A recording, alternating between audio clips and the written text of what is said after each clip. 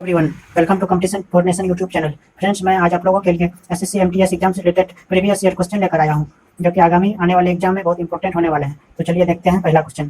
पहला क्वेश्चन है, राष्ट्रीय आय क्या है? इसका ऑप्शन है, यह एक वर्ष में किसी देश में उत्पादित सभी वस्तुओं तथा सेवाओं का योग मूल्य है, या 2 साल में किसी देश में उत्पादित सभी वस्तुओं तथा सेवाओं का घनमूल्य है, या 5 साल में देश में उत्पादित सभी वस्तुओं तथा सेवाओं का घनमूल्य है, या 1 वर्ष में देश के बाहर निर्मित सभी वस्तुओं तथा सेवाओं का घनमूल्य है। इसका राइट ऑप्शन हो जाएगा ऑप्शन ए, यह 1 वर्ष में किसी देश में उत्पादित सभी वस्तुओं तथा सेवाओं का योग मूल्य है। भारत में राष्ट्रीय आय के आंकड़े वित्तीय वर्ष 1 अप्रैल से 31 मार्च तक आधारित होता है। भारत में राष्ट्रीय आय की गणना सर्वप्रथम 1868 ईस्वी में दादा भाई नौरोजी द्वारा किया गया था। दादा भाई नौरोजी ने 1868 ईस्वी में प्रति व्यक्ति वार्षिक आय 20 रुपये निर्धारित किए थे। तो चलिए नेक्स्ट क्वेश्चन की ओर।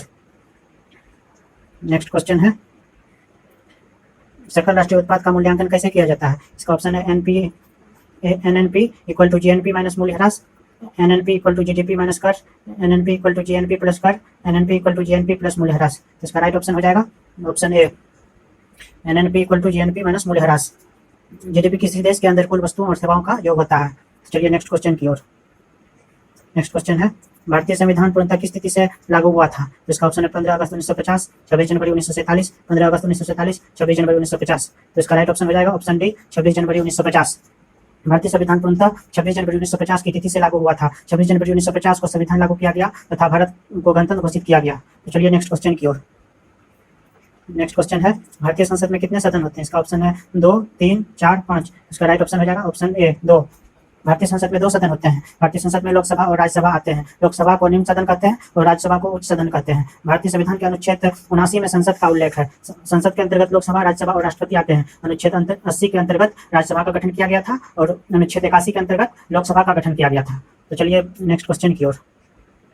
नेक्स्ट क्वेश्चन है, किस काल या युग में पत्थर के औजार सबसे पहले पाए गए थे? इसका ऑप्शन है नवपाषाण, पुरापाषाण काल, लघुपाषाण काल, मध्यपाषाण युग। तो इसका राइट ऑप्शन हो जाएगा ऑप्शन बी, पुरापाषाण काल।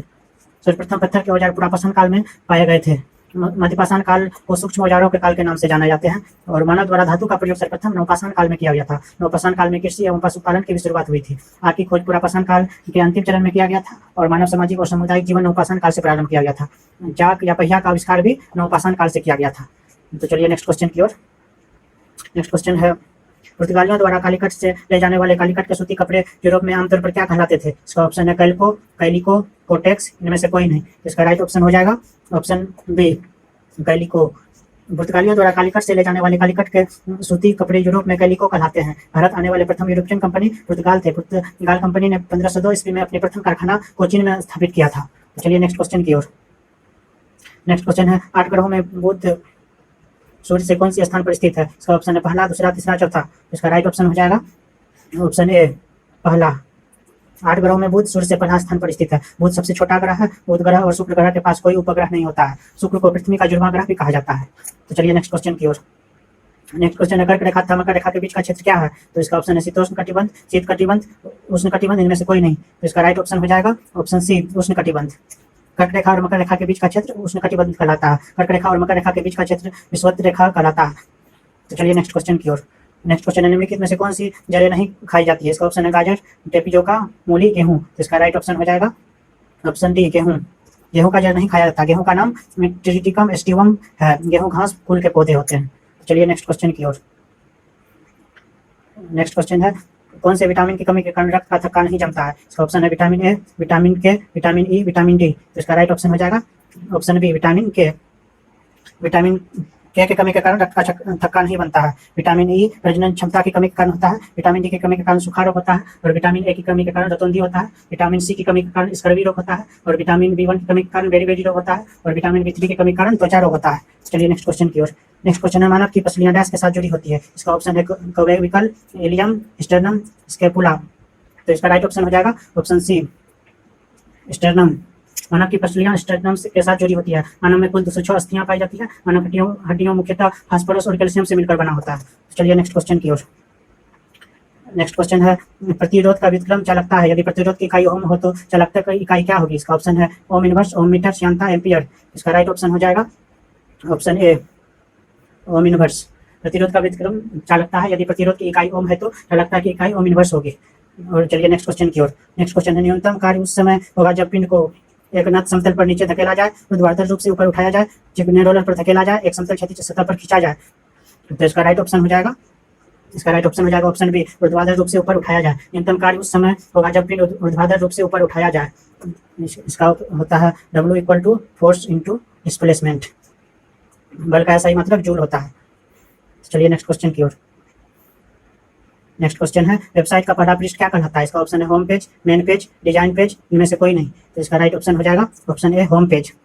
वेबसाइट का पहला पृष्ठ होम पेज कहलाता है। होम पेज एक वेब पेज होता है या किसी वेबसाइट का सबसे शुरुआती या सामने वाला पेज होता है। तो चलिए नेक्स्ट क्वेश्चन की।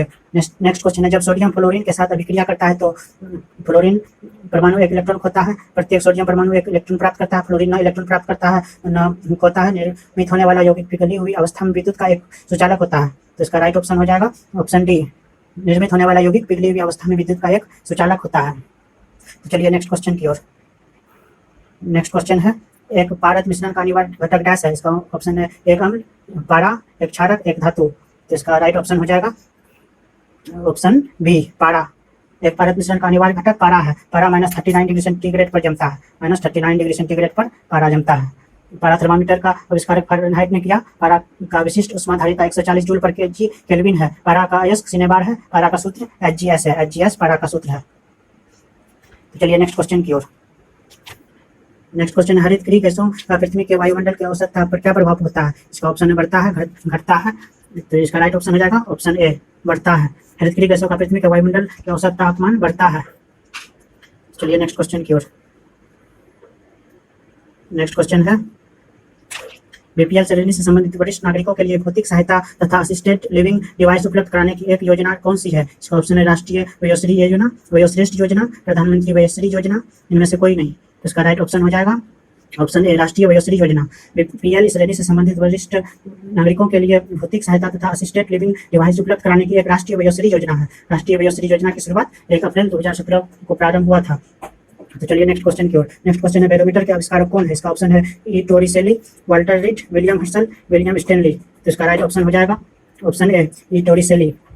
बैरोमीटर के आविष्कारक ई टोरिसेली है। बैरोमीटर से वायुमंडलीय दाब मापा जाता है। बैरोमीटर से मौसम संबंधित पूर्वानुमान भी लगाया जा सकता है। तो चलिए नेक्स्ट क्वेश्चन की ओर। नेक्स्ट क्वेश्चन है किस देश ने 2019 ICC क्रिकेट विश्व कप की मेजबानी की है? इसका ऑप्शन है इंग्लैंड, दक्षिण अफ्रीका, भारत, वेस्ट इंडीज। तो इसका राइट ऑप्शन हो जाएगा ऑप्शन ए, इंग्लैंड। 2019 ICC विश्व कप की मेजबानी इंग्लैंड की है। 2019 में क्रिकेट विश्व कप इंग्लैंड ने न्यूजीलैंड को हरा कर जीता है। 2023 में क्रिकेट विश्व कप अपना प्यारा भारत में होने वाला है। चलिए नेक्स्ट क्वेश्चन की ओर।